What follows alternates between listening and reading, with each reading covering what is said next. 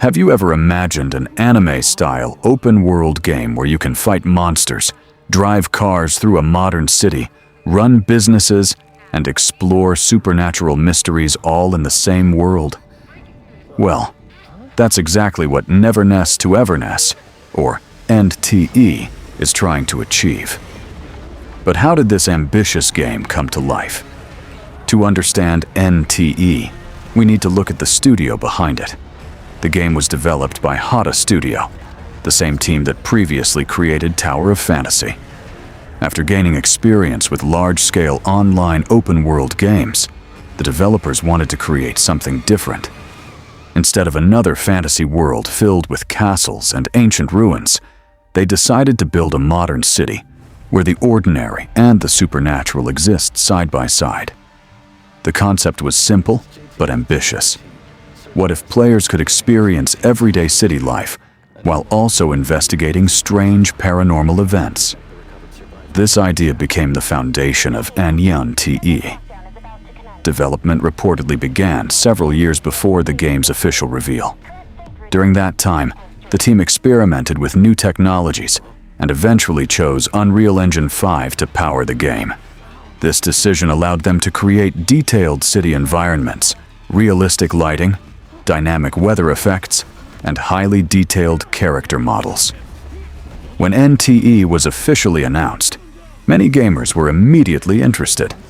At first glance, the game looked different from most anime gacha titles. Instead of endless fantasy landscapes, players saw a living modern city filled with traffic, skyscrapers, shops, and civilians. Many people even compared it to a mix of anime RPGs and open-world city games. But NTE wasn't just about exploring a city. The developers introduced combat, driving mechanics, business management systems, side activities, and a story centered around mysterious supernatural anomalies. This combination helped the game stand out from competitors in the increasingly crowded gacha market. One of the most impressive aspects of development was the attention given to the city's atmosphere. The team wanted players to feel like they were living in a real place, rather than simply moving from quest marker to quest marker. Day and night cycles, weather changes, and interactive city activities were designed to make the world feel alive. However, creating such a large and detailed world wasn't easy.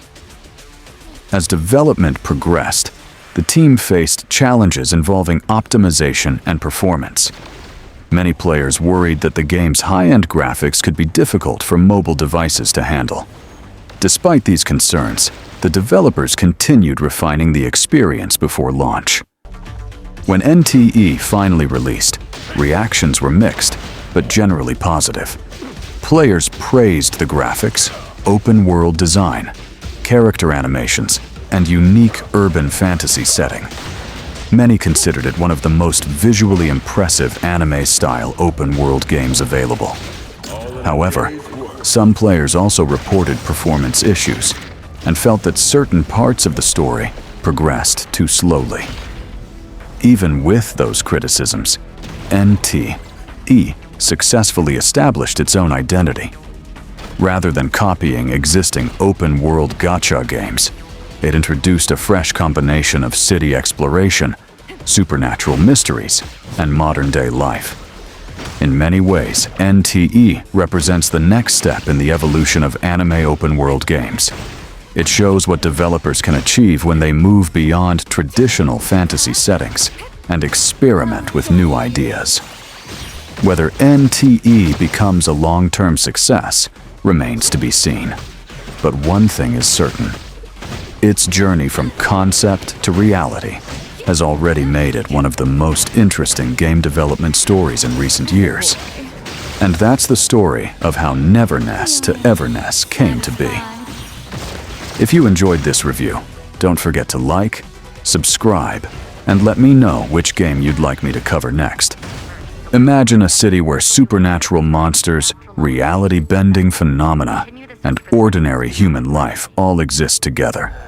This city is called Hethereau.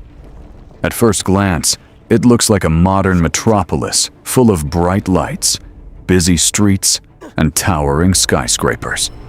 But hidden beneath its normal appearance lies a dangerous secret. Across the city, strange phenomena known as anomalies appear without warning. Some distort space. Some alter the laws of physics.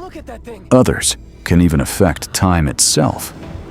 Whenever these anomalies appear, people's lives are thrown into chaos. To control these threats, a special organization known as the Bureau of Anomaly Control was established. But our story doesn't begin there. Instead, it begins with an ordinary-looking antique shop called Eibon. Behind its dusty shelves and old collectibles, Eibon secretly accepts commissions involving dangerous anomalies. And this is where our protagonist enters the story. The player character is known as the Appraiser. Unlike ordinary people, the Appraiser possesses rare Esper abilities that allow them to investigate, analyze, and combat supernatural phenomena. After joining Eibon, the Appraiser begins working alongside a group of powerful Espers. Each teammate has unique abilities, personalities, and secrets. Some are calm and mysterious. Others are reckless and energetic. Together, they travel across Hethereau solving strange cases that seem unrelated at first. One mission may involve a bizarre supernatural disturbance inside a building. Another may require investigating an object that shouldn't exist according to the laws of reality. As the team handles more commissions, they discover a disturbing pattern. These incidents aren't random. Someone appears to be connected to many of the city's anomalies. That discovery leads them toward a mysterious organization known as the Circle. Very little is known about this group. However, evidence suggests that the Circle has learned how to create, manipulate, and control anomalies. Even more frightening, they may be intentionally causing disasters throughout Hethereau. While investigating the Circle, the Appraiser slowly learns more about their own powers. Their unique appraisal abilities seem connected to secrets far older than anyone expected. At the same time, the team uncovers information about a terrifying phenomenon called encroachment. Normally, anomalies can be contained before they spread, but when left unchecked, they begin rewriting reality itself. Buildings change shape, space becomes distorted, time behaves unpredictably. Entire areas can become permanently transformed. This process is known as encroachment, and according to growing evidence, the Circle may be deliberately triggering it. As the mystery deepens, the Appraiser realizes that the fate of Hethereau may depend on uncovering the true origin of both Espers and anomalies. Every new mission reveals another piece of the puzzle. Every new ally carries another hidden secret.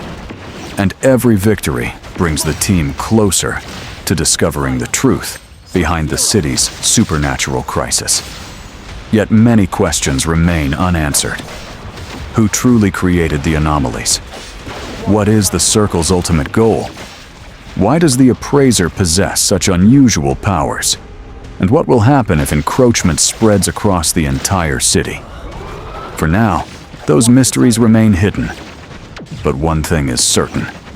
The story of Neverness to Everness is not simply about fighting monsters.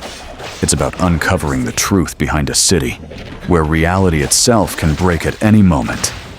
And the deeper the Appraiser digs into Hethereau's secrets, the more dangerous the truth becomes. This is only the beginning of the mystery, and the story is far from over. Watch the time.